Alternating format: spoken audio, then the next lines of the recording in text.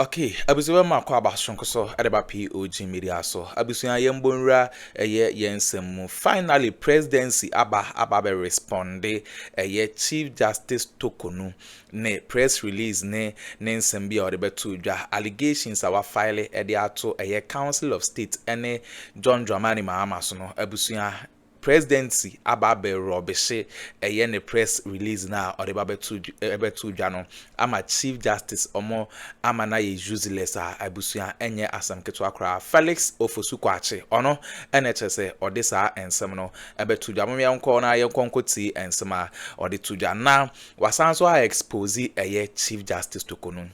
There is much interesting moment ahead. Mom yanko na yankonkoti medamase just had, which bordered on the petitions brought against her and the deliberations of the committee tasked to look into the matter. Ordinarily, if the matters were left to the content of the petition and the processes being undertaken by the committee, we will not have cause to comment because those are matters beyond the purview of the president or the government. But a number of things were said at the media engagement that, if left uncorrected, could create an erroneous impression and project government in a very unfair, unjust, unwarranted light. To begin with, we respect the right of Her Ladyship, the Chief Justice, to express any view that she holds about the matter in question, to the extent that it is consistent with the rules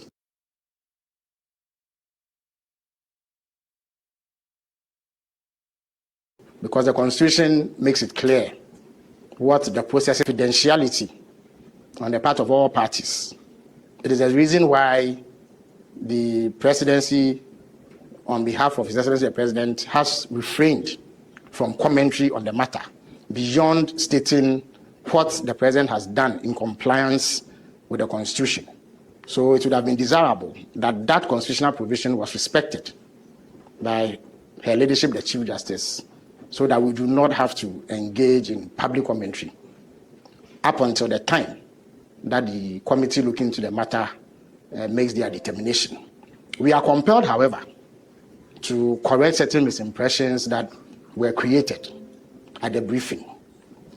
To begin with, let me point out that as yet, nobody has been able to ascribe any known verifiable constitutional breach to the president in the way that he has handled this particular matter. From the very first steps in this matter, the president has kept fidelity to the Constitution and has respected the spirit and letter of the Constitution. Everything he has done has been by the book. That is why all those who have commented on the matter, including Her Ladyship the Chief Justice, have been unable to point to any specific provision under Article 146 that the president has been in breach of.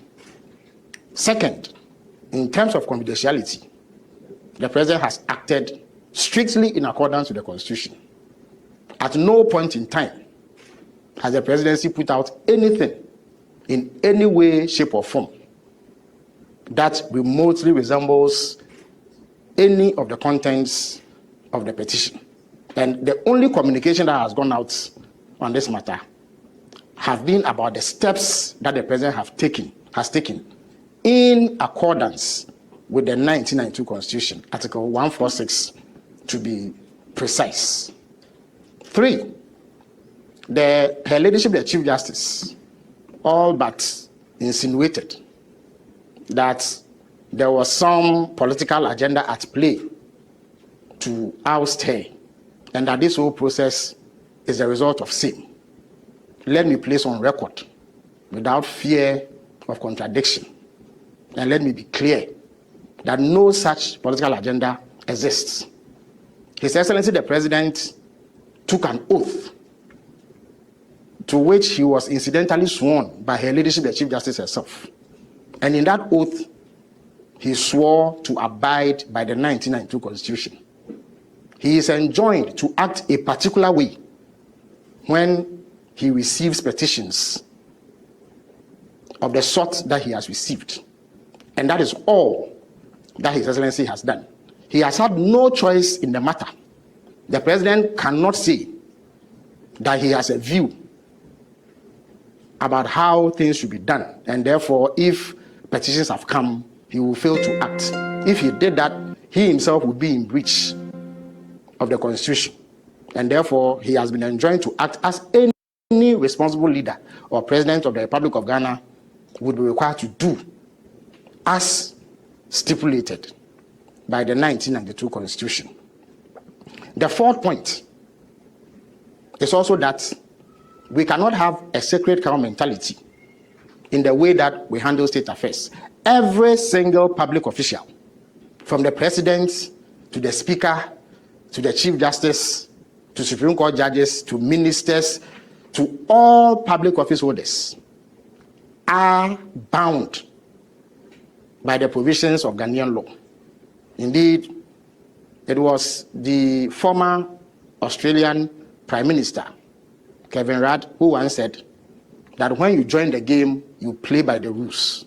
So no public official is allowed to raise him or herself above the laws of Ghana. It does not matter how sensitive your position is. Once Ghanaian law dictates that certain processes be undertaken in respect of some alleged misconduct, the rules must come to play. And that is the only guiding principle that President Mahama has operated by in all of this. So any claim, any inference, any innuendo, any imputation of a political motive to the President in respect of these processes are unfounded, they are false, and cannot be allowed to stand. And I wish to place that on record. As yet, absolutely no evidence of same has been furnished in any way, shape, or form.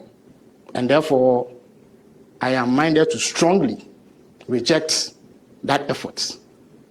Unfortunately, Her Ladyship, the Chief Justice herself, has added to this commentary, which initially was the tone of elements of the opposition. And it is deeply regrettable that this should happen when the President has been above board and conducted himself in strict compliance with the Constitution of Ghana. The other point that I wish to also place on record is that the attempts to link the dastardly killings of some Supreme Court judges and a military officer to this case are most disingenuous. To begin with, this government and President Mahama have nothing to do with the killing of any judge. Second, there's absolutely no nexus between the petitions that have been brought and that unfortunate incident in our past. So any effort to link the two is regrettable and should not find space in this sort of discourse. It is most undesirable, it is most unacceptable. Now, the venue in question is the Addo Lodge. Yes, it is close to the Osu Castle, which used to be the former seat of government. As I speak, there are government agencies that operate there. So it is a public place. The Osu Castle is a public place. You can go there to conduct official government business. Beside it are private residences owned by Ghanaians who move freely in and out of their residence, even though they are situated very close to the Osu Castle. So the impression that a facility in the vicinity of the Osu Castle necessarily makes it intimidating or foreboding is completely misplaced. It is unfair. It is not justifiable. Now, Addo Lodge is a state facility which is often used to house high-ranking officials who visit the Republic of Ghana. It belongs to the state. The decision to use that place was not that of government or President Mahama. The committee requested that they needed facilities of a certain status that could house their activities and that could facilitate a smooth running of the proceedings. And that facility was available. It is equipped with modern amenities that will facilitate the work of the committee. And the state only offered it upon the request of the committee. Let me also state that that facility is not intimidating. It is like any regular state facility where business can be conducted to the extent that it is put in the right shape. Wherever these proceedings were held, it will still be in camera, as clearly stipulated in Article 1468 of the 1992 Constitution. So that the proceedings are being held in camera is only in compliance with the Constitution. So it doesn't matter where it is held. And any security measure put in place is only intended to secure the place so that persons who are not authorized to be part of the proceedings do not come there and create any inconvenience. I believe that even if the hearings were held at the court premises, it will still be under significant security controls to ensure that only authorized persons have access to the place. So to describe Edu Lodge in the terms that Her Ladyship, the Chief Justice, did was most unfair and unjustifiable. It seeks to obscure the process and bring in unrelated matters that seek to cast some aspersion or ill motives on government for affording the committee a place to do its work. As I indicated, we have no interest in violating the Constitution by going into the merits of the case. And that is why government has refrained. Let me put it on record that government itself has had cause, indeed the president himself had cause, to lament the way in which some correspondence around this matter got into the media. You will recall that the very first sign of any leakage was the letter that the Chief Justice wrote requesting for copies of the petition. Before the letter got to the presidency, it was in the media. And you recall that in the president's response, in which he also took the opportunity to forward the petition to her, we raised that issue, that it was not acceptable. Indeed, we had cause, the president had cause then to ask his executive secretary to mark the documents that were being sent to the Chief Justice in order to guard against any leakage.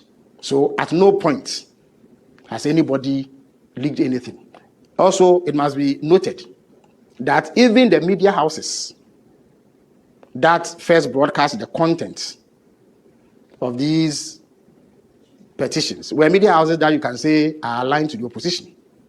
And they are the ones who have gone to town with this sort of thing. So to attempt to cast aspersions on the presidency is most unfortunate, and it causes what should be a smooth process leading to the determination of the merit or otherwise of the petitions that have been brought. So in summary, I would say that what has happened today is most regrettable. And as government, or as the president, President Mahama, is committed to upholding the rule of law. We cannot have a situation where, depending on who is involved, the Constitution is set aside. All Ghanaians are equal before the law, in the same way that our courts have dealt with individuals in accordance to law. If members of the judiciary themselves are alleged to be engaged in some wrongdoing, the processes laid down and spelled out by the Constitution ought to be respected. And that is exactly what has happened. I thank you very much. If there are any questions that you have, you may ask them. The embattled Chief Justice made reference to veiled threats on her life, and much as you're concerned about sticking to the sanctity of the constitutional procedure she needs to go through, you should equally be worried about this threat on her life. What's government's response to the specific issue about threats on her life? The Chief Justice, more than anybody else, perhaps in this country, should be aware of the platform that is available to address such threats. Komla, if today somebody sends you a threat, you know exactly where to go to seek redress in the matter. And that is what I would say about it. Yes, Akuffo. One of the groups that petitioned, the Shining Stars group, the Chief Justice in her press conference indicated that her research done by her team show no traces of authenticity when it comes to that particular group, that the group has not been registered. Can you authenticate that group if we know anything about the Shining Stars? First of all, I'm not sure whether there are provisions covering this, whether there's a requirement for authenticity, as it were. There were also individuals. How do you authenticate the individuals? What matters is that they have raised issues, and the Chief Justice was given opportunity by the President and the Council of State to provide initial responses, which then form the basis of the determination of a prima facie. The President, in consultation with the Council of State, came to the conclusion that there was a basis to proceed further. The President then, in accordance with Article 1466, I believe, set up the committee as spelled out by the Constitution and gave them the petitions to look into. The processes have been ongoing for quite some time now. So as far as the President is concerned, every law, rule, or regulation or process that has to be adhered to has been respected. So I do not know how this particular matter in any way impinges on the integrity of the process that has gone on so far. But then again, the Chief Justice has had cause, at least on 5 occasions. The Chief Justice and others, I must indicate, have had cause at least on 5 occasions to go to the Supreme Court to seek redress in the matter. And on all occasions, the Supreme Court has upheld the process as is currently underway. And so that, for me, should resolve the issue beyond any reasonable doubt. Yes, Max. Okay, so my question is there any timeline that we're looking at for the committee to finish the work? Because in her speech, she made accusations that there's an attempt to frustrate her, there's also an attempt to intimidate her to get her to resign. And she made that point clearly and forcefully that she's not going to resign. I'm curious to know whether there's a specific timeline by which this hearing, should be done. Max, as I've been at pains to explain all evening, the President can only proceed on the basis of law. The law spells out what can and cannot be done. The Constitution does not set a timeline, and therefore the President cannot impose a timeline. Indeed, at this moment, the matter is entirely out of the hands of the President, insofar as it is seized with the committee. The President cannot direct the committee on anything that they should or should not do. So it is only they who can determine the processes that are laid down to undertake this particular activity. And as and when they finish and make recommendations as stipulated by the 1992 Constitution, the President is bound to act in the manner that they recommend. So I am not in a position to speak to any timeline. Neither is the President. It is only the committee that can determine when sufficient time has been had to look into the matter. Yes. Is there any? Yes. I think he specifically said why the hearing has not been done in camera, because we know the Constitution says it clearly in 146. Well, you have your question is self-explanatory. You've answered it. The Constitution says it should be done in camera, which means it should be done in secret. Yeah. Yes. So it has been done in secret, not so. Yeah. So why can there be a complaint about what the Constitution? First of all, there are 2 things that we must distinguish from each other. You can disagree with the constitutional provision. There are many in this our country who have criticized the use of contempt by courts to punish people who they perceive run extrajudicial commentary on cases that are pending. There are many people who have disagreed with it. Indeed, I have on occasion expressed my disagreement. But that is the law. Until the law is changed, you cannot say that you disagree and so it should not be applied. Same applies to this particular process. So whatever view you may have of it cannot stop the law from working. And that must be clearly understood. So we must separate criticism or misgivings about the law as it stands from adhering to the law. And as yet, nobody has been able to say that this particular law under Article 146 has been violated by the president. And that is a point that must be stressed to the hearing of all. So, if the law says that this process must be held in camera, the president has no choice than to act in ways that respect this. And I believe the committee is also respecting it at this. Indeed, the Constitution does not allow for commentary on the substance of the allegations. And there are those who may criticize the Chief Justice for violating same. We have not done that. And as I have indicated, I am not prepared to speak to the content of the petitions because we are not allowed to do so.